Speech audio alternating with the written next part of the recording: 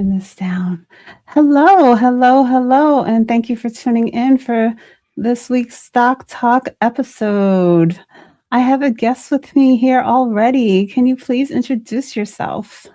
Hey, my name is Anthony Weaver, the host of the About That Wallet podcast. Hey, Anthony. Okay, so guys, today is our regular weekly Sunday check in, but it's also a time that I wanted to say thank you to my 7,000 subscribers for getting me to 500,000 views here on YouTube over my first 3 years of having my channel. I mean, you gotta congratulate yourself. That's so awesome. Yes, I put that up recently. And I think I'm at 7,100 now. Still growing, still have a long way to go, but it was, I just kind of jumped in suddenly a few years ago, right around now, and said, I'm going to start sharing. I was inspired after hearing Larry Jones talking to Shalise from her channel is Mommy Trader. And when I met them, you were there. This was in Orlando a few years back. And after, I kind of thought like, oh, there's enough people doing this. And I wasn't sure if I was going to create a channel and that this was going to be, if there was still room for someone new to share about their financial journey. But after meeting Shalise, hearing a little bit about her, I started following her channel after hearing Larry Jones saying that it's good for different people, different ethnicities, he's speaking different languages. We need lots of different types of representation in this space. And I said, I am going to go for it. And maybe I will be that person that, that resonates with an audience and can get this message out and allow me to share my journey and let them know that they definitely can do this too. And so I moved forward and I jumped in and I started my channel. And so I guess we're going to talk a little bit about Anthony, you think we should start off with stock market news, or should I start like just about the journey and things that I've shared and tried to create through this channel? I would say let's go on and give the people the news, and then we can kind of talk about your journey a little more, and at least you don't have to worry about breaking it up. Okay. Any headlines one headline that caught my eye yesterday was with the cannabis stock. Did you see what's going on with that and the way that those investments ran up? Do you think that Trump is going to make it more available and just kind of have it categorized differently? And if that's really do you think it's a good thing or a bad thing? I mean, if we're gonna treat it just like any other international one, I don't see why not. So let's make it happen. You said if they're going to treat it like what? Like any other international stock or like investments. I haven't heard. No, I'm talking about the classification of the cannabis and it being more of just like a mild, like a regular over the counter type of something to ease your pain. I think that would be amazing to change the category, mostly because one, is it going to be OTC over the counter where you can actually just go purchase it, or do you have to have a prescription? Because I think right now you can get it prescribed to you, but you have to also think about like what is it really doing? Because if it comes in, oh my gosh, could you imagine it being in pill form? Like you just go in there like, oh yeah, I just want to get Tylenol. No, I just want to go in there and get some cannabis. But the question is, who is going to be regulating people from theft? That's one of the things, because it's new and hot, and a lot of people are going to go out there and be like, yeah, I think I want to get some of this and go for it. And I'm thinking about teens or children get into that aisle and picking it up. So Mhm. it's the only thing I'm worried about. Yeah, I didn't look up how many states, have dispensaries, and it's pretty much legal already. I don't know that it's really gonna for me, that's not a stock or an investment that I don't consider that an investment. I consider it a trade, and I haven't traded any stocks in that area in a long time. Um, I wonder why he decided to dabble into this, but um, he's saying that he wants to have marijuana as a Schedule III drug, similar to some common prescription painkillers.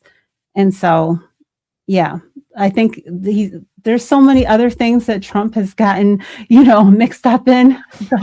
So I don't know why he has to do so much more. Isn't the tariffs and the limitations he's tried to impose on selling certain things to China and other countries, as though he doesn't want them to advance. It's just like he just can't.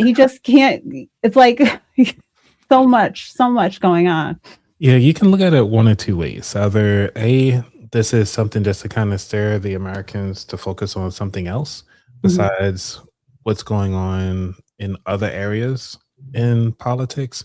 Or is this is just something like, hey, I want to give back to the people, considering all the stuff that I've been doing in the past was giving away. So when the farmers were impacted, because of the money that was sent to Venezuela, then you're looking into, okay, the war on, drugs coming to America with the bombings of the, that you could say the ships that are, or the boats really, they're not really ships, the boats that are coming to the US that are allegedly bringing cocaine or whatever type of uh, drugs over.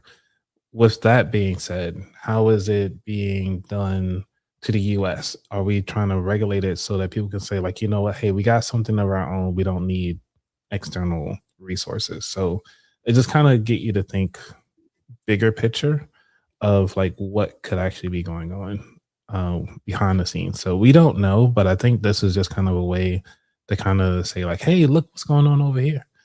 Mhm. So Yeah, yeah. Just it's just a weird place that we are in right now with this administration and the way that he goes about things. But we shall see how this turns out. I mhm. wasn't very excited about it because, like I said, nothing I would be investing into. Not opposed to it, but at the same time, yeah, there's certain things that would only be a trade, and I don't trade that often, so I don't see the necessity for me to be um, uh, jumping on board. I know those that have probably been holding these stocks while they were really beaten down, maybe they'll have the opportunity now to get out, because some of them jumped by like 40-50% at the end of last week when that news came out. Yeah, And just looking at that because it was one of the old stocks that I was invested in, SDNL, or I think it's was SD. it Sundial or something? Yeah, Yeah, I think early I, on. yeah, me too. I think I dabbled in that maybe 5 years or so back. Hmm. Yeah. But yeah, long gone out of my portfolio, like I said, trade status. But yeah, I think sometimes as beginners, we incorporate lots of things into our portfolio that just may not be necessary. You can stick with some of those bigger names, industry leaders in their particular sector, and do so much better than to dabble in some of these small little investments that are not going to be around for the long term. So, all right. Now, guys, in addition to, our regular stock talk, um, I've been on YouTube for 3 years now. So, guys, share, how did you discover my channel? And well, let's just stick to that question. I'll let that one stay up there for a second. How did you discover my channel? And if you remember, if you don't, tell me that too. And if you're new here, share that in the chat. So yeah, the market was thriving on Thursday, and then, took a turn on Friday, but we have to be ready for that all of the time. NVDA, Oracle, Broadcom had their earnings, and we have to be ready for when those big names are, whether the earnings come in good or not, you never know what you can expect. There's always going to be turmoil, and just people like stability and just perfection, and it's not going to happen when it comes to the stock market. So let me go over to the comment section. I see no comments at all. Are the comments working at all? Let's see. That is a good question, because I don't see any. Usually you have at least something in there. Let me turn the volume down and double check that. Well, I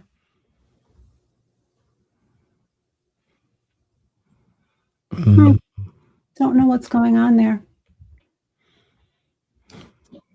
I'm going to check mine as well. Let's see.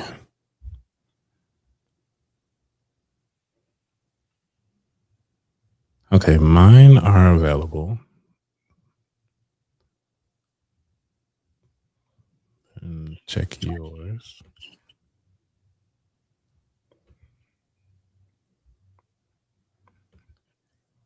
Yeah, only. Oh, I'm getting a playback error. When I click on it. Oh, I just need a refresh. YouTube doesn't support comments on. How is it private? Okay, I'm gonna have to jump over to my YouTube studio and check my settings. So something seems to be wrong. Yeah. I see Rod. I'm gonna let Rod come on up. And hey there, Rod. Thanks for joining us today. Please introduce yourself. I need to jump over to the studio. I seem to be having some technical difficulties. Okay. Hey everyone. Hey, I'm Rod from Investing with Rod. Came on to congratulate Lisa on 3 years on her YouTube anniversary. What's up, Anthony? How you doing, man? Hey, doing well, man. It's good to see you. Yeah, you too, bro. You too, man. For some reason, I can't keep up with the time today. But anyway, on my channel, I have a channel. I've done several collaborations with Lisa. Had an opportunity to do a collaboration with Anthony from About That Wallet back a couple years ago. And on my channel, basically, it's the same as Lisa, just giving everyone a different perspective for investing with a small amount of money up to large amounts of money. Just giving you the options to show you that you don't need a lot of money to get started in investing. But if you have that opportunity, and take advantage of it. So we try to break it down to the simplest molecule and not talk over everyone's head, but just keep it simple, get people involved, and get people in the mindset of preparing for their future. So that's what I'm about. Okay, man, guys, I'm so disappointed. Something seems to have gone wrong, and the chat is not enabled. Oh, and you know what you have to do? I can tell you what it is. Look, please tell me. Go to is it made for children? It's probably defaulted to yes. You have to make sure it says no. As soon as you do that, you may have to go out of StreamYard to do it. Okay, I'm going to jump back over to the studio, but I'm going to give you guys something to talk about while I'm over there for a second. Just go to that and make it no, it's not for kids. I'd had that problem. Trust. Okay. I'm going to go double check that. So can you guys briefly share, how did you discover my channel, if you remember? Oh, I definitely remember. I already had Points Blank Finance, which was this original channel, and I rebranded it to Investing with Rod because I have a couple of different YouTube channels. And I was watching Larry Jones, Stock Up with Larry Jones. He's huge in the finance community. At the time, I want to say he had about somewhere between 500 and 600,000 subscribers. I liked his style. And he said that I needed to check out this young lady named Lisa J. Stocks. And I'm like, well, if Larry said it is golden, I'm going to check out Lisa J. Stocks. And I immediately, right after his video, I went over and checked out Lisa. I saw exactly what I wanted to do and what I was aiming for, just breaking it down to the simplest format for everyday people. She kept it brief. She was all about business. And I typically don't do this, but I immediately hit the subscribe button. I usually will watch a couple of videos because I'm subscribed to quite a few people. And then as I kept going, I think I reached out to Lisa and said, hey, will you come on my show, Little Bitty Rod? And here we are. So that's how I found Lisa. Nice. I think it's surprising that Lisa and I actually probably crossed paths at FinCon 2019. But oh no, not 2019, 2022 was that my first FinCon, and that's why I met Larry, Mo, Stock Mo, and Keenan all at the same time. And going through that, it was pretty interesting to see how they were just talking about stocks and how everybody should start getting into it. Like you said, like just really having that open space and really learning about it. But I had to say that really, I don't think Lisa and I probably linked up because of Instagram, or was it TubeBuddy? Not TubeBuddy. The YouTuber guy who streams. Oh, Tuber Chat. Yeah, Tuber Chat. Okay. So yeah, guys, I think I'm gonna have to give up. I think I'm gonna have to give up on this. Well, your Nightbot is starting. That's to work. mine. Those are Anthony's comments. It's only Anthony's comments are working. I'm so disappointed. I think I don't know what to do. I think I want to just shut it down because I want the chat to be able to chat with us. And is it anyway? Did you try to go out of StreamYard, Lisa, and come back in? Come back in. Okay, me jump out of StreamYard. Okay, yeah, because we can still shut be the here. whole live down, but you'll be able to access it and come back, and then you'll have to probably bring us back. We may have to redo our links.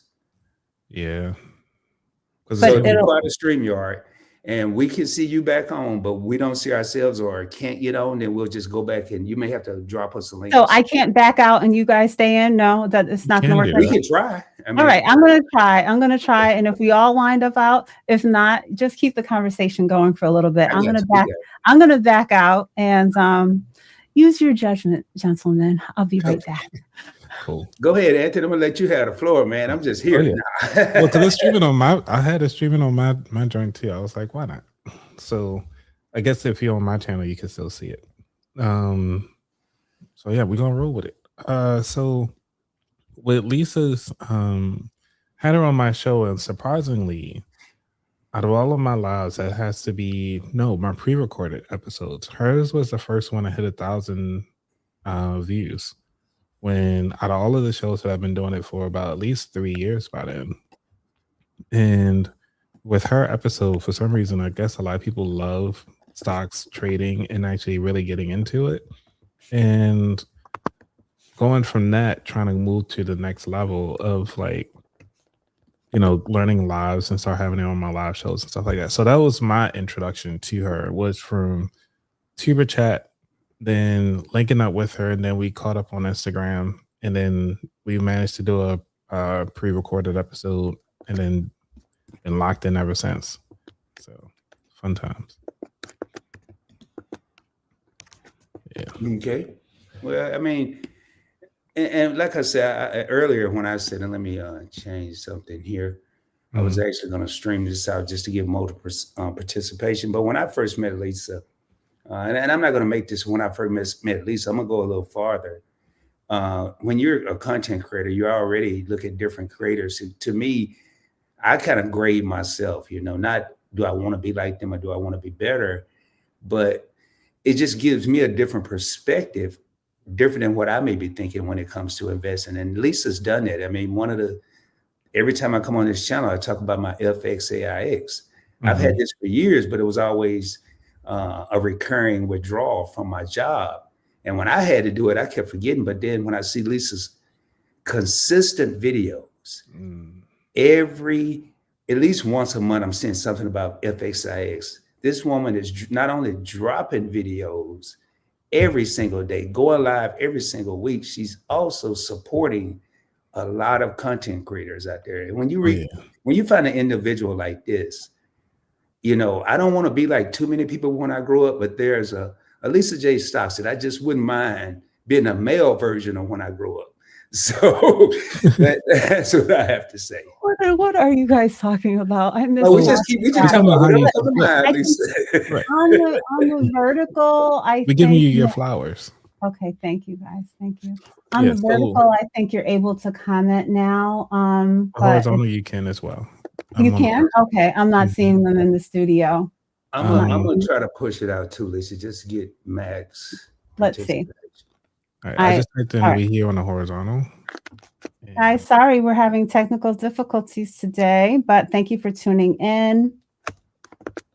I cannot see your comments, so please know that I appreciate y'all being here, but if I don't acknowledge or shout you out, it's because I'm unable to see the comments right now. Let's see. The only person I can see is Daryl over on the vertical side. Fast Eddie. Okay. I can see them on my phone, but yeah, I guess because of the way it got started, I can't see them in the studio. But I'm going to just up on my end, so I can shout out anybody if need be. Okay, but yeah, my comments are not working on this end. All right, so guys, earlier I had put up this question, and I had to jump down and let Anthony and Rod handle things here for a minute, and they were sharing how they discovered my channel. So that's a question that I have for you today. If you guys want to share in the chat, how did you discover my channel? You too. Somebody just asking. Yeah, and I have to say that going back to what Rob was saying, it's like really learning the way how you actually support a lot of us, in our channels. I mean, I can only imagine what your calendar is looking like. Like, hey, this person's going live. This person's going live. Well, make sure I check up on this person on their weeklies, because I'm like, I don't expect a lot of people to show up for my lives, especially another content creator, mostly because we busy creating content. So, and I had to thank you for that. And that's one of the reasons why I'm always here to support you and whatever you do, and just want to congratulate you on your 3 years and keep going. Thank you. You make it easy with that, at least with the Thursday one. So I'm going to have to reprogram if you change to Tuesday or something like that. But yeah, that's why I try to, even if sometimes it doesn't fit my schedule the best, I figure so many people have gotten used to, because it's been probably 2 years now with this Sunday, 3 p.m. Eastern, as a definite time that you can catch me and interact live. So I try to stick to it, because I think a lot of people, it's in their head now, and I don't want to have to change it up. Oh, it's going to be 6, 7, who knows what time she's coming on. So that helps a lot. What? 6, 7. Oh my gosh. Oh gosh. I wasn't trying to make any jokes now, guys. All right. But let's talk about what my channel has, what the messages that I've tried to get through what I'm sharing in my own journey of investing and saving and just trying to maximize my money. And you just got a super chat, by the way, from Trudy Speaks Up. Oh, I can't. $20 super chat, by the way. Let me see. Oh, thank you. Let me see. I'm reading it for you. So she says, congratulations, Lisa. KGU is how I discovered your channel, and awesomeness. Much love. Okay. Thank you so much, Trudy. I appreciate that. Goodness gracious. Of all days that I'm going to have this problem. I mean, I wouldn't want it any day, but yeah, I can't. Everything. You have technical difficulties every time you invite me. What is that? I do? Yeah. Because last time, I forgot what happened last time. No more Anthony on the show. You were like, yeah, I didn't have my polls up. I couldn't get this ready. Like you didn't have everything up like last time. Because when things are like that, they're supposed to be starred. It's not showing me anything in the studio today. Nothing's working. Okay, I thought I was on the ball and had. All right, let's just stick to it. I hope that no one, it's just that people are not going to realize that why I'm not responding and not saying anything. And Trudy, I appreciate you so much. Thank you so much for that. Okay, so now talking about what I've tried to create here through this channel. I think I didn't in the beginning, I really didn't know what exactly. I knew that I wanted investing for everyone to realize that investing is for them. It's for them, their kids, their family. It's not for the rich or, someone more, whatever you look like, investing is for all of us. That's what I wanted people to know. And if and different people in your households have to take it on. A lot of men are more involved with the finances and investing, but if you are a single household, or if you're in a household where that person, your significant other, is not interested, someone has to take it on. And I don't want anyone to be scared or intimidated or think that they can't do it.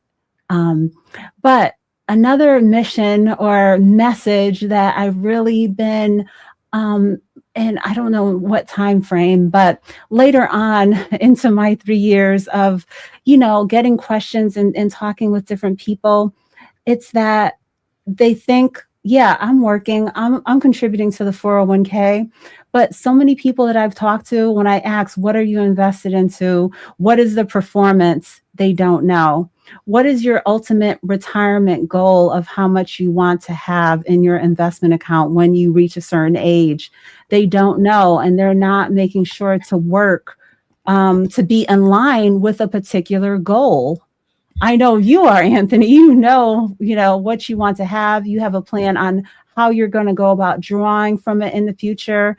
But can you guys share a little bit about what I said about people just floating along, saying, I work, I contribute, not sure what percentage they should be contributing, because they're not setting a standard as to what they're trying to achieve, and keeping on top of the performance to make sure they're not in underperforming investments. Well, I think first and foremost, one of the mistakes I see is people, let's say you get a job and they offer a 401k. People don't even look into it. They accept what's there, the 3%, the year funds, the 2035 fund. I did the same thing. And when I say people, I'm one of those people. You get a 3%, that's the base. And then I started thinking about, and what I think people really don't think about, is inflation is not going to stay at 3%. It's going to constantly increase. And what I started doing was, as I got bonuses or raises, I would increase my percentage, a minimum of 1 point. And I went from 3%, I think I jumped to 5, and then I started doing it 6, 8, up to 10% of my gross pay going to my 401k. And then what Lisa was saying, as far as retirement, we tend to live for the moment. We don't live for tomorrow. We don't live for the future. And a lot of us, including myself, I didn't care about the future. I wanted to enjoy it now. Would I even make it to the future? Well, we can't have that mindset, because the worst thing you want is to I'm in the future right now. I'm talking about the 25-year-old Rod. Now I'm the 50-year-old Rod. Had I kept the same mindset, I would be in a world of hurt right now. I'm retired at 53, was in the Navy, I have a pension, but how many people my age don't have a pension? How many people younger than me are going to be given opportunity or afforded the opportunity to get a pension?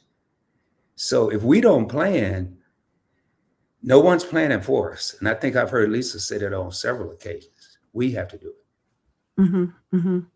Yeah. To piggyback that, I'm going to just speak from the government side or the public sector side. When it comes to the investments, a lot of people don't know where their investments are going.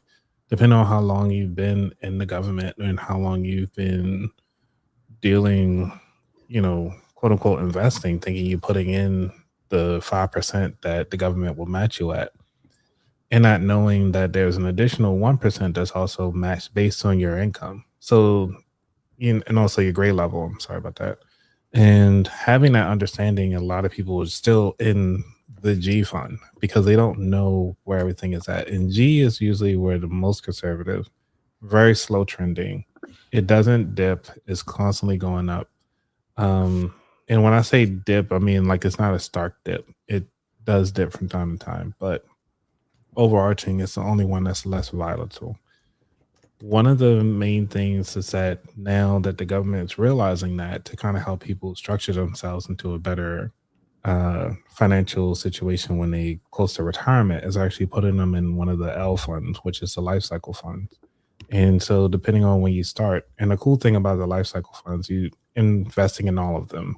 So it's the C, the S, I, where are they at? The C, the S as in Sam, I, and F as in Frank, and also the G fund. But when you do the life cycle funds, it's very small in G, but more in the percentage wise. It depends on which life cycle you choose. So having that understanding just from the public sector is one of the most important things you can really do. For the teachers that are out there, you really got to look at those the cost analysis for the actual product, because you might be able to get a 457 plan or a 403B outside of your employer that will have better returns than the one that you currently have. So just kind of be careful, especially as a teacher, on what are the percentages for the expense ratio for those investments. So what Anthony is sharing, with those classes of investments, that's specific to the government. But a lot of us, when we start working, in regular corporate America or something like that, we're just defaulted into that target date fund. And just like Anthony was describing how they're very conservative, and I feel like you're in your 30s and early 40s, very early on, and they're putting you in the fund that corresponds to when you're going to be around 65, and they're shifting into more conservative funds, getting more deeper into bonds and different things, and you're losing out on the performance. And this is not financial advice, but from my personal experience and those around me that have shared in detail and had me to look at certain investments along with them, we would have been better off being invested into the S&P 500 than to be in some of these funds that are very conservative. For our age, we need to be capturing the growth of what's gone on in the last few years of these big tech giants, as opposed to being in a conservative fund that gives you that blend. People often, they just put those words of stocks and bonds together, but the rate of return of these bond investments has been just so poor. It's been less than what we've been getting in our high yield savings accounts over the last few years. It wasn't that long ago that I was, at 5%. Now I'm about 3.5%. But during those time frames when we were getting 5% just for having our money in a savings account, even now, some of these bond funds are severely underperforming. And we have to think about it. And I don't want you to wait around and think about it when you're over 100,000, 200,000. It's going to take you longer to get there if you are not getting a handle of this as soon as possible. I want people to start off from day one and, positioning their money to grow at the best rate possible. And so much growth. And I've missed out on so much growth when it comes to my investments because of what I was invested into, just not having knowledge. And so I just want to make sure that this is something that I want to use my channel to share in order to make sure that we are investing, but not just investing with intention, with standards, with goals, in order to make our money really thrive. So anything else on this from you guys? Yeah, I agree, Lisa. No, go ahead, Anthony. Go ahead. Yeah, I just wanted to shout out Nora that's in the chat. We got Chocolate Drop 84 in there. Just wanted to say hey to everybody that's in there. Just join us. Piggybacking you, Lisa, one of the mistakes I see people make is when it comes to investing, we go with the norm. And we are doing something. We're doing more than a lot of others. But when I say the norm, like Lisa was talking about bonds, I cashed out all my bonds probably early 2000s. And I moved it into other investments. And traditional investments, your 401k, your savings bonds, you need a 401k, you need a Roth IRA. But don't just go with what the employer put in there, because I was making, say, 7% interest return on my money with the what's that, Lisa? That year target fund, the target funds. It was the 2035 fund with Fidelity. I'll never forget. I switched it over to FXAIX, the Barron Growth Fund, and my money went up tremendously because I did the proper research. I didn't just go in there and pick some, close my eyes and pick some. But right now, and people, a lot of people don't believe it. And I have a live stream coming up, I don't know when, probably in the next day or two. Traditional is now, whether you want to believe it or not, it's going to be crypto, high yield savings accounts. It's not going to be just go to Chase and get an account. Where are the high yield savings accounts? You have to watch Lisa J stocks. You have to watch About That Wallet. You have to watch an Investing with Rod to stay up, because they're not really making this broad news. They are, but people aren't really paying attention. That's my opinion. So, yeah. I don't know. I think that education is one of the things that, granted, we go to work, but we're not really taking full advantage of our jobs, and really maximizing the perks beyond the dollars that they give us. And one of those things is that I could say, I'm speaking from both sides here, but at least from the public sector, I know that there's a whole financial department that will sit down and help you either budget, talk about investments, at least kind of educate you on even how to look at stocks, how to invest in stocks as well. They can't tell you what to invest in, but they can at least educate you on that process. And having that understanding as far as taking advantage of your work, then you also can look into, as far as in the private sector, a lot of the times they might have therapy in there, but sometimes under the therapy catalog can be financial therapy. And because of the things that you're going through, finances will actually impact the way how we actually operate from day to day. And if we're not being careful, that can easily kind of cause us a lot of stress and pain and actually impact our work performance. So try to look beyond the dollar of what the job is offering you, even when you're looking to join a new job. And a lot of people are unemployed. Several million people are unemployed right now just this year because of the way how things are going. And also the impacts of AI. So it's just kind of like, how can we educate the people at a low cost as much as possible? And I think YouTube is the best place to kind of meet people where they are. It's definitely the best. I mean, you don't have to leave your house. You don't have to spend any gas. All you need is Wi-Fi and a mobile and some type of device. And you have Google University and YouTube State College. No tuition, no federal loans. And you can just sit there and get all the information you want. I guarantee you, you can spend 2 days watching Lisa J Stocks videos and you have taken a semester college class. I guarantee you. I guarantee you. Easy. So speaking about the layoffs, yeah, we've definitely seen that layoffs are at the highest level since the pandemic. And, that is really disturbing to think about, when we could not leave the house at all, when everything was shut down, when so many things had to get figured out as far as, our medical appointments and all of those type of things. But for now we're seeing, companies laying off 10, 15,000 people in one shot. And it's not all, and it's different levels of the staff that's being impacted. It's not all of the, warehouse type of, not one category of people that are being impacted.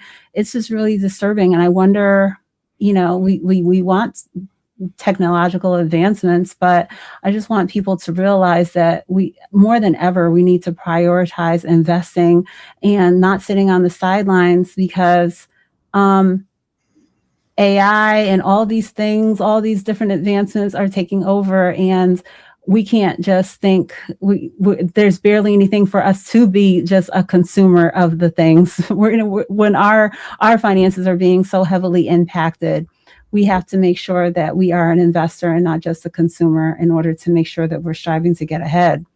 And It's really hard. It's really hard. It used to be, you know, people are most likely going to be forced. I've been seeing a few things about this. This is something else we might be able to react on.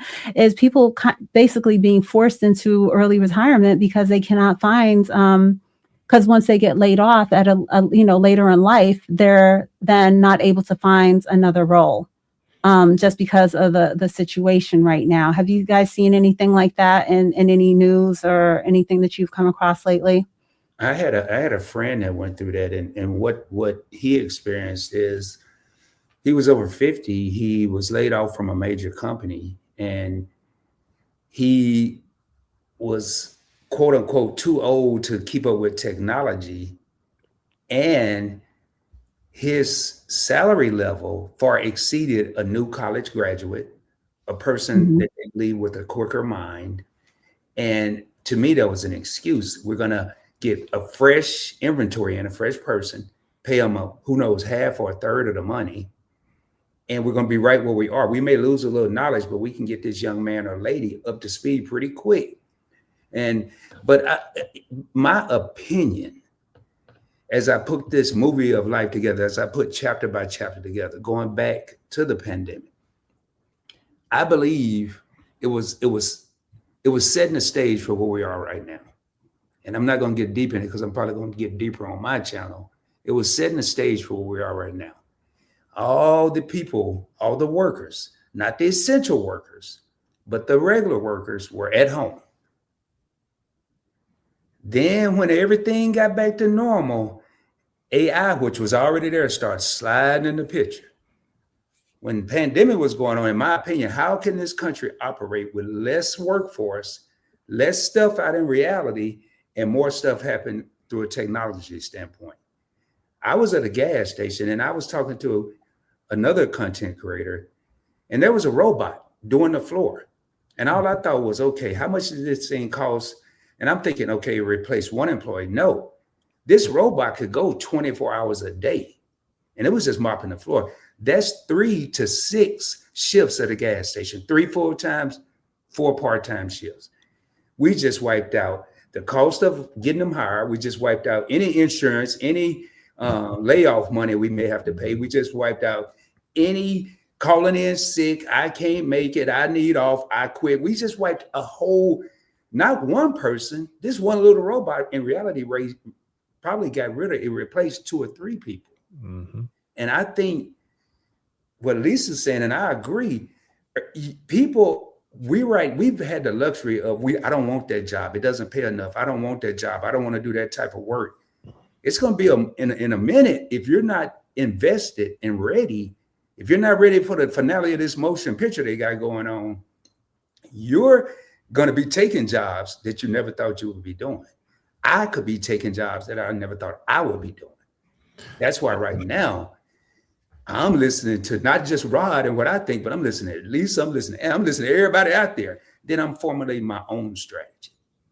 Yeah. That's what I mean. I think the writing's been on the wall. I think one of the things that happened that kind of pushed this out was that this is the reason why social media is kind of bad and good at the same time. Yes, social media is great to kind of disseminate information quickly, but also it disseminates information quickly, good or bad. And one of the things that came out during that time frame was the quiet quitting. Remember how people say, "Oh, I don't get paid to do that. I'm gonna just do my job." Okay, bet. And a lot of people was quiet quitting, and then when they wound up getting fired, they tried to find another job and couldn't find one because they weren't backfilling those positions. And during that time frame, that was when I think shortly after COVID finished. Well, I think we still on, but whatever. During that time frame, it gave rise to the hospitality industry, and so hospitality got hit the hardest first because nobody was moving around, and then also trying to get jobs to kind of fill those positions. A lot of people didn't want to get sick or risk getting sick, so they hired machines to kind of clean the whole bathroom. There's another one that actually would do all the vacuuming. There's you can go inside hotels now. You don't even have to talk to the receptionist. There's a whole panel, just like how it is at McDonald's, to check in. it's getting to the point where all those people that were quiet quitting in the I guess you could say in that particular sector, to now it's starting to hit some of those soft skills, where it's like it's actually the white collar jobs now are getting impacted. It's still going to take a while before even the blue collar jobs, but I think for right now, we're just moving into a whole set of, we're going to wind up seeing a whole set of people called like the useless class. And the fact of the matter is that they either don't want to take the jobs or don't want to learn anything. And then it might force us to even start utilizing universal basic income. So talking about the future here, but I mean, it's kind of the way how we talk about investing. Like, what are we investing in now that can kind of help us improve our lives or actually stay above what we want to do? Because ultimately, if you think about it, if we have enough money in the stock market, you don't have to work. I mean, all of us wouldn't mind just sitting around having our own universal income based on the money we put in. So, you know, going back to the end of Lisa, that you mentioned before, it's like, what are we really investing for at the end of the day? Mm-hmm. And I just want to challenge everybody to kind of think about that. Yes. So we all have our, you know, our different takes on it, but, you know, I have a teenage daughter and I don't even know really, you know, obviously there's, like you were saying about different blue collar, white collar. Obviously they're saying that, you know, electricians, plumbers, there's certain areas that are not being as heavily impacted by all of this technology yet. But I don't even know where to really encourage her to focus on as far as her higher education and having longevity and being able to work. But I'm definitely trying to instill in her that you need to invest as soon as possible and as much as possible, because we have to find a way to, you know, build wealth for ourselves, to take care of ourselves, and not think that working is gonna, like others were able to do, that, you know, decade after decade, you're gonna be able to find a job and sustain working and building up your investments. Because things, whether it seems like, you know, obviously we all know that something could happen to you, medical or something like that, where you're unable to work, but not being able to work because you just keep on getting laid off, and now you're in that age place, you know, you're in that stage where you're getting that ageism and not able to find a job because of that. I was watching someone and she was saying, you know, she puts in her resume, she tries to find a job and she's trying to hide her age, but once you get there and they see you, obviously there's not supposed to be these type of discriminations based on anything related to, you know, your age, your gender, your anything. But there is, when you're in front of a human being, and, you know, they take all the different factors. Just because someone is younger, it could impact you significantly and leave you in a place where you're no longer able to work. And so it's not easy, and I don't want any of us to be in this place. I've been laid off multiple times and I know the struggle. I do.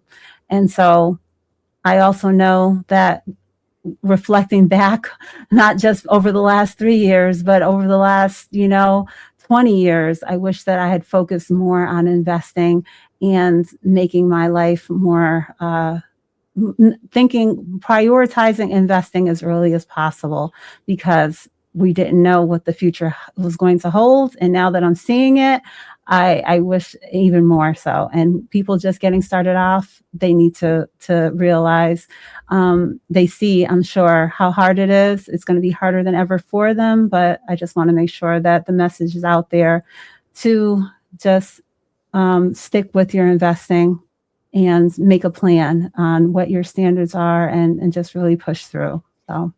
Hey, Lisa, are you able to pull up Fast City's comment? I don't know if it's on I can read it. I mean, I'm not able to pull up any comments because they're not in the studio. Okay, he said the problem is that sweeping robot is never going to spend money at 7-Eleven on a Slurpee or put money on a credit card. That's a good point. That's a good one. I want to address that, but Fast City, the first thing I'll say is technology is already, if you go into McDonald's, the force has been reduced tremendously. You'll have kiosks everywhere. You don't see as many humans. And if you look at unemployment, it's going up and spending is going up. Just because people are being replaced by automation, people are still spending money. Consumers. Credit card spending is at an all-time high. I have a whole channel about credit cards. So I think where that sweeping robot is not going to spend money some kind of way, and I don't know how. I don't have the answer, Fast Eddie. Americans are still finding a way to spend money somehow, and it's probably money they're going to wish, like Lisa's saying, that they. I know I wish I would have invested way more back when I had it, but I thought I was doing enough, and I was doing good, but I could have did better. I could have did more, and now I'm in this period of uncertainty where they're laying everybody off for any kind of reason. I wish I would have. And I'm just trying to get people, don't be like Rod. Don't be in that wish I would have state 10 years down the road. Start now. All right. I'm gonna add on because since Rod and I can see comments. So we got you, Lisa. It's what we do, teamwork. We got Trudy. Okay. Yeah, Trudy says that we're cutting 5%, which is millions, and many employees ingest the start of the cuts. Yes, early retirement is another way, but this is a statewide cut for state government. And I have to say that on top of that, with those cuts at 5%, like Rod, you mentioned it earlier, as far as like, hey, we lose out on that little bit of education, but we coming in. And the government is working just like the private sector. Whether they can get somebody cheaper to get it done, they will hire somebody cheaper to get it done. So, and I can totally agree with that. But I wanted to bring on just to kind of think, because it seems like we bring up a lot of things, but I also want to bring a little bit of solutions. So if some of you are out there looking like, well, with all these AI changes, what can I do? There's a lot of free courses that are out there. And one of them is Google is actually helping you out with AI prompting to create effective prompts, because even though AI is here, you still need somebody to actually learn the system and prompt it properly so that you can get the answers quickly. And it's ultimately the way to kind of streamline a lot of the processes. Yes, you might be part of the process of forcing people to lose their jobs. However, you can also be the solution on how to help people, because now that you understand it, how to help them also learn how to keep their jobs and how to utilize AI in their respective way. So it's going to cost us to do more work for less time, for the same amount of time that we're doing. I mean, think about it, like driving. Before, back in the day, you had to get out the crank, start the car just to kind of go. Now we can get in and press a button. So it's causing us a lot.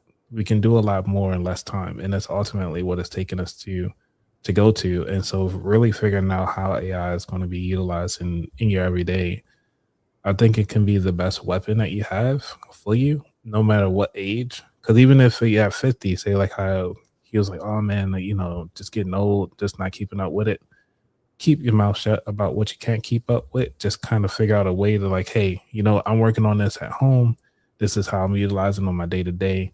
Talk about how you're utilizing it, not saying that, hey, I can't keep up. Because as soon as you hear that I can't, or I can't do this, I can't do that, they will find somebody who will and will fire you quickly. I mean, I had to let a couple contractors go because of that. So it's part of the job. Mm-hmm. Yeah, but don't be complaining. I mean, while you have a job, don't be at work complaining until you have a solution of where you're going next. Because people, I was a sales director, and every little negative thing I heard, I listened, because what I didn't want it to bleed over to the positive people that I had. I didn't want a whole team of negative people. So, and I like what Anthony said, the solutions, man. I just think we need to just, what Lisa been saying, preparation. We can wait, but AI is moving quicker than they can put the information out to tell us about it. It's moving fast, and it's going to be, I don't even want to think about it. I'll be real. I just want to wait for it to happen. I don't even want to think about the outcome of AI and what it's going to do to this country. So But Yeah, man, it's we supposed to scary. be celebrating, Lisa. I feel like I'm at a This, oh, this, I'm about to go put a black suit on, man. Hey, but we working today, though. we got too deep. We got too deep with the Yeah, conversation. man, I'm gonna be here celebrating one of the Okay. Well, baddest we're gonna. content creators on YouTube, one of the hardest Right. working content creators. Yeah. Look, we got some antlers. What we got? We gonna play I some ain't got music. no hat. This is the only hat I got. It said for We're gonna Rah-Rah start partying now. Okay. No, I did want to say I like what you guys were saying about you can't say that you can't, and I don't know, and this, and yeah, I really have myself programmed when I am having those type of conversations. I always make sure to spin it and say, well, no, I'm not familiar with, say, for example, I'm familiar with both of these, but no, I've never used Oracle, but I'm proficient in JD Edwards, and I'm sure that they are both similar. And I've been at companies and had to transition between different, you never say, I don't know, I don't do that. If you don't know, you're going to figure it out. And, it's funny. I had one job interview, and going by the description, I wound up having to do, it was called the tax equalization process, and it was so complicated. But in my interview, I used the example of, say you live in New Jersey and you work in New York. What I had to do in the actual job was so much more than that. It's like, say you work in the situation in real life turned out to be, say you work in New York, Chicago, and Atlanta, but your home country is, somewhere in the Middle East. Oh, wow. But I gave such a simple example, but at least it showed them that I had conceptual, understanding, and I had done some research, and I was going to, I didn't have every last, I couldn't hit every last point when it came to the job description, but I had an understanding, and I was going to try to tie any knowledge that I had into trying to get that job. And I did get the job, but If I can get one more bit of advice, Lisa, for anybody out there that's with your job and you're concerned, I would tell you, lay low and play slow. And I'm going to break that down for you. Right now, we're at a pivotal point where if you complain, they may let you go. If you know too much, they may let you go. So just lay low, just chill. And at the same time, be observant, but be the one that's always learning. Don't always... I'm going to tell you, man, and this wasn't a job. I remember taking a college course, and I had just taken a public speaking class or something in the Navy. I went to college, and I jumped up there, and I did all this stuff. And the professor immediately took one letter grade off that assignment, because I knew too much. And she thought it may affect the class. And that's how employers may be. So just lay low and play slow. And education. I'm not talking about going sign up for college and all that. If you want to get motivated, if you run around, I can't invest, I don't have enough money. I guarantee you can go to Lisa J. Stock's channel, and it's going to be this big old $10. And then it's going to be where it ended up or where it is now. If that don't motivate you, you don't want to be motivated. Yeah. So Lisa, can you play that money clip saying thank you for your... Why? Did I get another super chat that I got missed? another super chat? How you getting super chats on the channel? You ain't even got no comment. Oh my goodness. I'm so sorry. I'm so sorry. Thank y'all for the super chat. Show Lisa some. Thank you so much. We do greatly appreciate it. Yeah, and it's from a brother of Acer. A brother of a certain age? Yes. Yep. Yes. Okay. Yeah, I can't see that. It must be on the regular. I'm on the vertical. I don't see it. Okay. Thank you. Much appreciated. Thank you for the reminder, Anthony. You're welcome. Yeah, technical difficulties today, guys, but I appreciate you. I started off the show saying, thank you for being here, supporting the channel, helping me grow over these last 3 years, helping me to get to my first 7,000 subscribers and 500,000 views here on YouTube. I'm just going to keep on going, but, I just like to take this time to highlight, those anniversaries and just let you guys know that I want to continue to share my journey and support you guys on yours and give you encouragement, share the good, the bad, and the ugly, be here to help you not be scared on those red days, and share content that can keep us all knowledgeable and feeling confident when it comes to our strategies and plans for investing, because I don't want anyone to be intimidated by investing. I want us to know that it's for all of us, and I just want us to keep moving forward and create a lifestyle, that we can be comfortable with in our old age, when when retirement is imposed upon us, however it may come about.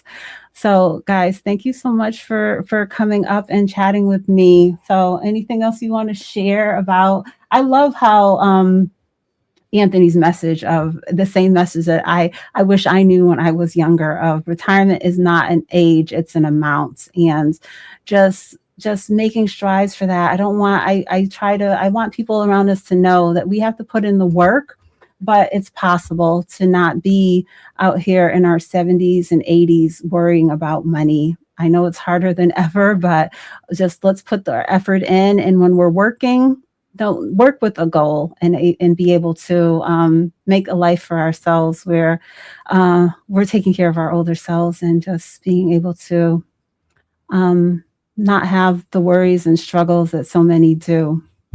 So, yeah. Did you want me to read some of these questions in the chat?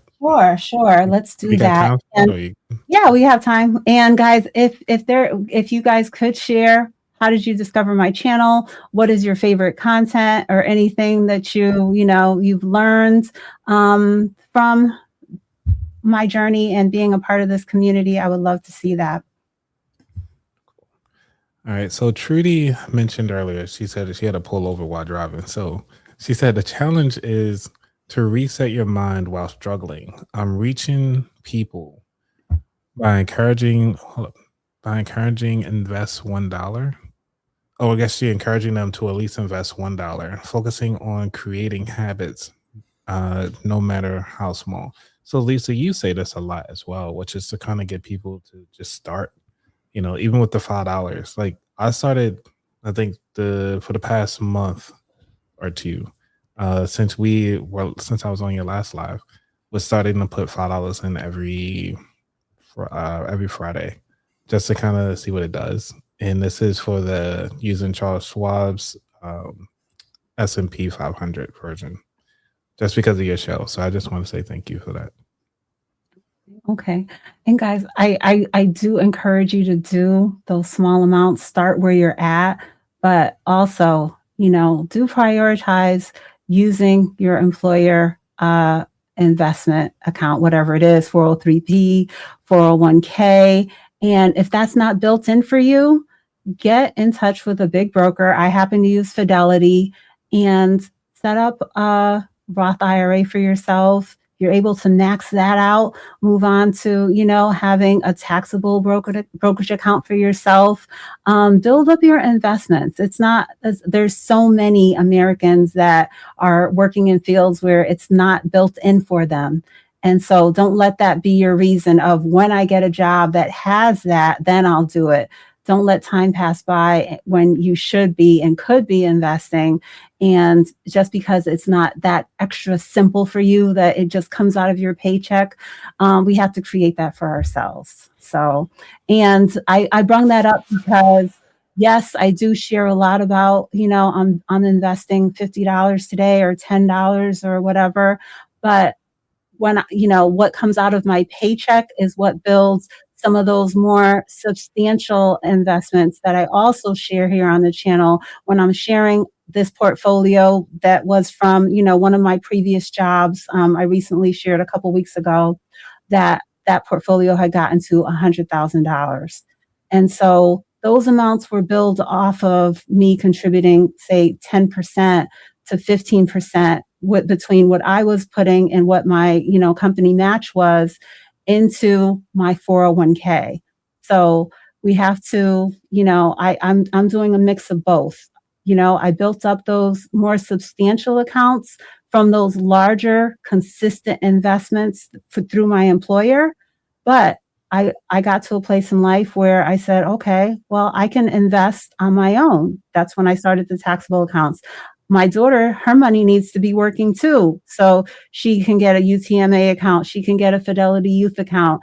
And so don't think that that's all the investing that I do is just those small amounts. But I'm not against $1 investing, $5 investing. I just do it all. I do a mix of it all. So. A good point, Lisa. And for anybody that's in the military, I know one mistake I made, and I know it's a small percentage, but if it could just help someone, if you plan on retiring and you're going to get a retirement, they have a TSP. They created it right when I got ready, probably about 5 years before I retired.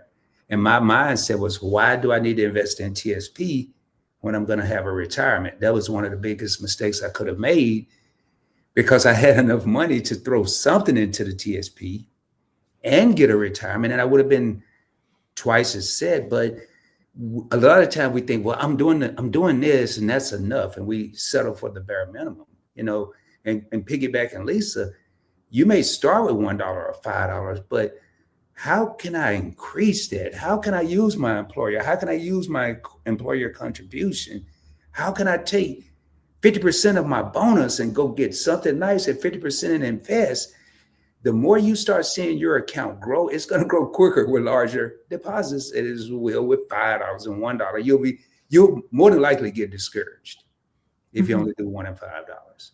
But when you see them really growing and start turning up 5 figures and 6 figures, and you'll feel a lot different. It'll become fun. Trust me.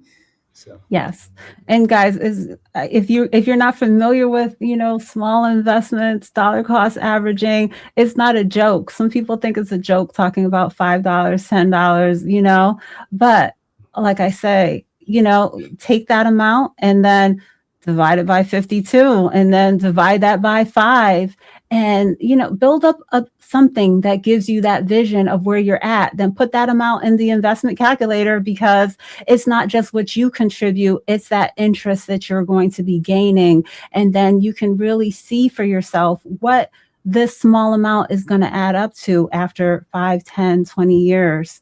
And, depending on your age, when I say long-term investing and you're only 25 years old, I'm talking about some investments are staying in place potentially until you are 65 or 70 years old. That's what I want for us. So I think we just need to definitely have a clear vision of trading and investing. And I'm okay with that too. But I don't believe that anyone should be 100% trader and not prioritizing on the long-term investments. So I try to look at trading like fitness almost, because it's like you said, even if that 1%, like I try to do at least maybe 10 push-ups a day, a minimum of 10 push-ups a day, even though my goal is to do 150 a day, but at least I did 10, not completely giving it up, because that compound of, that muscle gain, you do feel it when you're trying to pick it back up again. And think about it the same way when you're trying to invest in your money. You put in that $1 and it was like, man, I usually put in like $50. Now I'm only putting in $1. It's like, man, it doesn't feel the same. But then you don't put nothing in for more than 50 days. If you put $1 in, you at least had that 150 in there. You know what I'm saying? So try to look at it that way. That's why I try to look at stocks and fitness kind of go hand in hand. And if you stop, I mean, I've heard that it takes 21 days to stop a habit. Mm-hmm. That's like one pay period. If you get paid every 2 weeks, one pay period and a half. You skip one pay period, that may be all it takes to just say, I'll pick up next year. I'll pick up when I get a raise. I'll pick up when the kids graduate. And before you know it, you haven't picked up. So just try to stay consistent, even if it's a small amount, just try to stay consistent. Yeah. So cool. So what's you going? So Lisa, now that you hit 3 years, I mean, what's in store for next year? I don't want to go too far in the future for you, but what's in store next year? What do you want to hope to accomplish? More of the same, but just actually talking today and just thinking about what maybe I need to come up with a new mission statement. and just make sure that, you know, even if it's quarterly, just making sure to touch on all of the different themes that I want to, that I seem to have a new passion for, and making sure that I'm keeping people updated on making sure to keep these things in mind. Just like we're touching on so many people being laid off, I've been trying to incorporate a lot of the topic of getting a handle of your 401ks from those previous jobs, because whether it's your personal preference, which a lot of, you know, certain gen whatever, they like to change jobs every 2-3 years. It's if they're able to, you know, go on to something. And but also sometimes you're just impacted and forced you know, to transition into something else. But with each one of those changes, you're left with the 401k from that job. And I want people to be mindful of that, get a handle of it, bringing the kids along with us on this investing journey and teaching them. So it's just going to be, I don't think there's going to be anything new, but I think lately I've really been seeing what the things are that I think are really would be most impactful for me to continue to really have a concentration on. And I don't want people to, I want to make things like you guys are saying. I try to make it just clear and nothing fancy and just plain, so that everyone can know that it's not hard and they can keep up with what I'm trying to share through my channel. And if I can do it, it truly is not hard, because if I can get through managing to figure things out.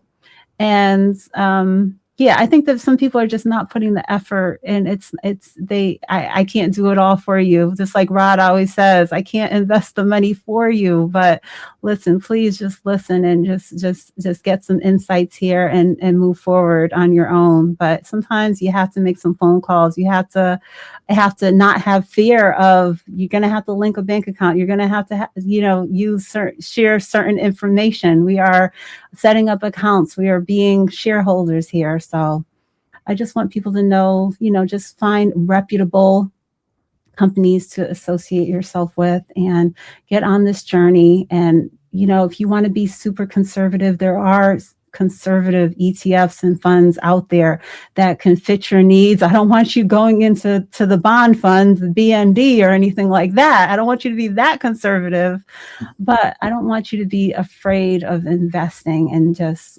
and there is something that is the right fit for all of us, because I want us to all be on this investing journey and not scared of it. And obviously, if you know that something is coming up, that you're going to be buying a house, or, your child is going to be going to school or something soon, then yeah, you might have to make adjustments to be in line with when that date is, because there could be a significant pullback when it comes to the stock market. I don't want to hear you're 70 and, so aggressively into the quantum stocks and crypto and stuff like that. It might not be the time of life to be doing that. But, while we're young enough, while we're working, take advantage of the potential growth, and then down the road, shift to something more conservative. But just different themes. And I just want to continue just sharing more and more of the same, and hopefully getting more comments from the viewers in order to see, what resonates with them and what different things that they want us to figure out together, because I want us to be on this journey together. So what are you nodding your head for over there, Rod? No, because you're saying a lot of good stuff, and especially from the viewers, because we're putting this out for the viewers. And if we know some of the obstacles that you're facing, we can research if we don't know. And if we know, we can throw together a video or do a live. And it helps, because it may be something that I'm not thinking about, or Lisa's not thinking about, or Anthony's not thinking about. And case in point, there are a lot of people out there that when you ask them, do they have an investment? The first thing they'll say is 401k. They don't say emergency savings. They won't say a brokerage account. They'll say, I have a 401k. And one of the things you don't want to happen is to learn on the fly. And I learned a lot in life on the fly. But let's say if you have a 401k, if you're not 59 and a half, and that's your emergency fund, and this has happened to me. When you say you need $10,000 out of your 401k, you're not going to get 10. You're looking at 10% penalty because you're not 59.5 plus 20% going to the IRS off the top. So that's 30% of this 10,000. So now you're down to 7,000. And I'm telling you, this is with Fidelity.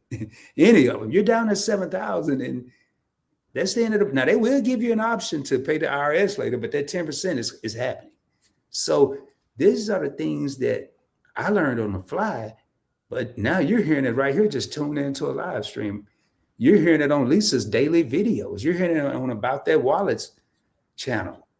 So just tap in and just if you ever want to believe the cliche, knowledge is power. When it comes to finances, knowledge is power. Okay. So Rod, you brought up the topic, and I think this is a great topic for us to do as our last segment for today. And I think you both might have been in my chat a couple of weeks ago when someone was saying about taking money from the 401k for a house down payment. Do you recall this? Mm-hmm. Okay. This is something I did want to talk about today. And the issue or the thing that I'm picking up from some people's comments sometimes, and I hope no one takes this the wrong way, but our investment account, so my retirement account is my retirement account. My taxable account, there's flexibility there. It might be my next car. I can tap into it if I have a issue today and I want to take profit on some of my stocks, I can. Okay, my daughter's accounts, those are to give her a head start. My life insurance, obviously, we know what that is for. My savings, my cash savings, or my money I have in a CD or a money market account. All of these are different accounts with different functions, and I think that some people, the only amount of money that they've ever built up is that 401k. And then they're looking at the 401k to fix the furnace, to if I pass my spouse, I have that. It's like the one investment account is doing too many jobs. What do you think of the way that I'm painting this, guys? You painted a perfect picture. And that's a Picasso portrait. I mean, I was in that picture. I was the person, so I can speak on it. Or not even a 401k. When I was in the military and I didn't have a 401k, I had a brokerage account. It was the go-to account. But now I wouldn't even do Lisa. I can't even list all the different accounts that I have for various things. I have an investment account that's strictly for emergencies. I have a retirement account and that's for when I for real quit working. I mean, I'm retired now, but I'm still doing YouTube and getting revenue. But we need to have diversification. Know where my money is in Ally for this. It's not to willy-nilly want to go on a cruise or go over here. Know where your money is, know where it is and what it's allocated for, and stick to that. But the 401k being it's just like if you have one vehicle and that vehicle doesn't start and you have to be at work, your options they were diminished. Mm-hmm. If you have a vehicle, then you can call Uber, you can catch the bus, you can catch the train. The same thing with money. Think of it, just put it in a simple form. And I hope that I came across, I think what I just said here is more clear of what I was trying to convey that day. And, obviously home ownership, I think, is a great thing. I was very proud of myself when I first became a home owner. But, if that is your goal and in a few years you're going to want to buy a home, then establish an account today that is for that. Don't think, that my 401k is building up. You're just cheating your future self, robbing yourself of investments that could build and grow. And we're supposed to be gaining that compound interest decade after decade. But now here you go, like Rod is saying, you need $10,000. You're going and cheating your own self by using your investments. Keep your investments invested for the intention that they were, you started out with the goal for them for. And that's all I'm trying to paint a picture of. And I think this happens so much because, like I said, that your retirement account, for many people, that's the most substantial amount of money that you're ever seeing, with your name on it. And so then you get visions of, oh, I need to renovate this, repair the roof, do this, that, and the other. And that was never the intention for it. And so let's make sure to build additional accounts, do estate planning, life insurance, all the things that I touched on, which I am no expert in all of these different things, but I know that I have, everything clearly defined, and it's not all about, going to my retirement accounts to save me from all of the other things that come up in life. So. And you know what, Lisa, if you could create your own retirement account, make believe it's retirement. Go get a Fidelity account or whatever and say it's your retirement account. The reason that people depend on 401ks is they're not having to put the money there themselves. It's recurring. It's coming out automatically from the employer. You can do the same thing Fidelity. You go to recurring, put it whatever you amount, you never see, you never know it's gone. And before you know it, you look at Fidelity, you have your roof money, you go to the ball game money, to go on a cruise money, and you never touch your retirement. But if you're going to do that, why not have a high yield savings account where you're not even thinking of touching your investments? If you don't have, because once you touch one investment, it can become a domino effect. You will start touching them all. So. What are your thoughts, Anthony? Oh, sorry, I did. Anything on this? If you don't. Yeah, I do. When it comes to your housing, you got to it goes back to what are you investing for? So say because right now, the way how it stands, you can borrow up to about 50% of your 401k. So if you have, maybe $500,000, 500,000 in there, and you found a property that you really like, and you try to go the traditional route, which is a 3.5% down for the property and so forth, but the property only costs $250,000.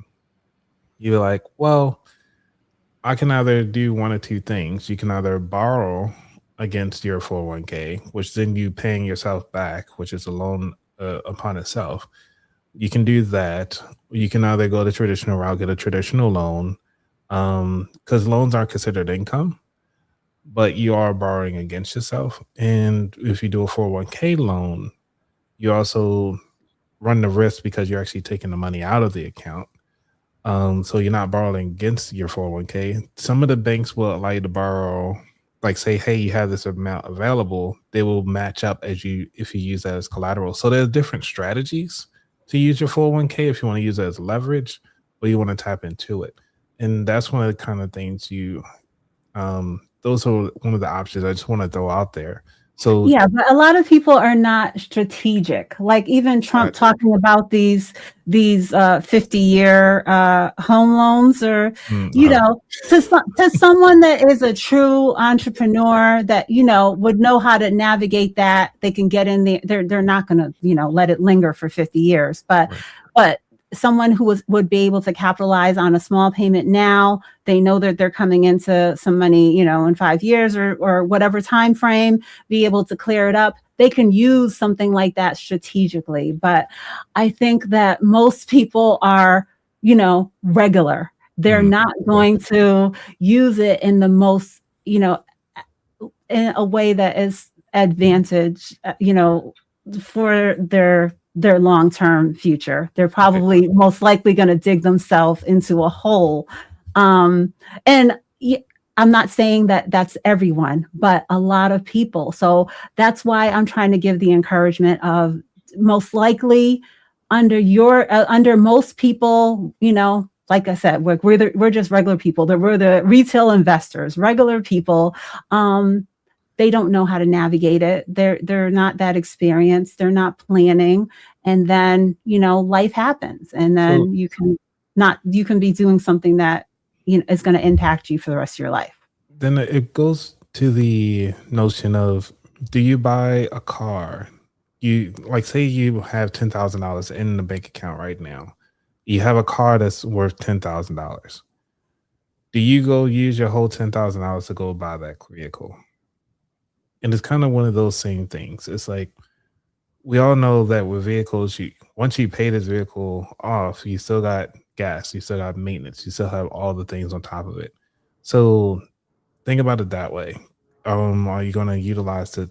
I guess I'm going back to strategies again. Sorry about that, Lisa. It's just No, and I'm not saying, strategy. I can understand, and I do, like, on a smaller scale, but yeah, sometimes I do things with the strategy, but I have a real detailed plan as to how I'm going to go about this, and I want to make sure that someone is not hearing this and doesn't truly have an in-depth strategy on how to navigate something and think it's just that easy. I agree, Lisa, because most people that's watching us, they're just trying to get started. My strategy is beyond complex. Yeah.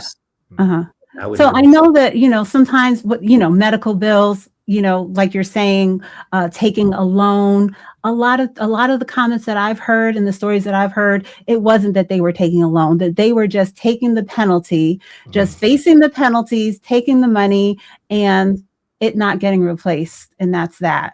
So that is more of what I'm trying to share. There is the scenario that you're saying, but I want to make sure that it's a clear message to those that are maybe not going about it in the best way of making sure that they pay themselves back, that they're being strategic in what they're going about. So I guess if they want to use it that route, I'm thinking the Roth.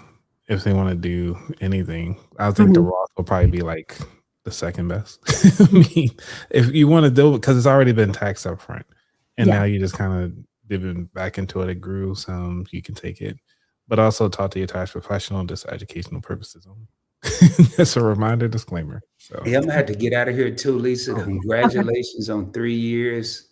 Good seeing you, Anthony, but keep doing what you're doing. That's all I can say. I'm learning from you, and I know a lot of people are learning from you. A lot. Thank you so much for stopping in and being one of my co-hosts today. I appreciate you, Rod. And I will talk to you soon. I'm just running on my channel. It's set up somehow, so it'll end when you end. So okay. Thank you for everything you do. Thank you. All right, bye. Okay, so I'm ready to wrap it up too. Thank you also to you, Anthony, for joining me today to celebrate and just highlight the different messages that I want to continue to get across through what I'm sharing here on YouTube. And anything else that you want to share for today? No, I just want to say everybody continue. Lisa, you're doing amazing work. Congrats on your 3 years. And I cannot, not be here. Like, if there's anything you need, I'm always here for you as much as I can. And with my power to be, I'll do what I can for you. I appreciate that. I appreciate your support, and I will talk to you soon also. And guys, thank you for tuning in, and I will see you next Sunday.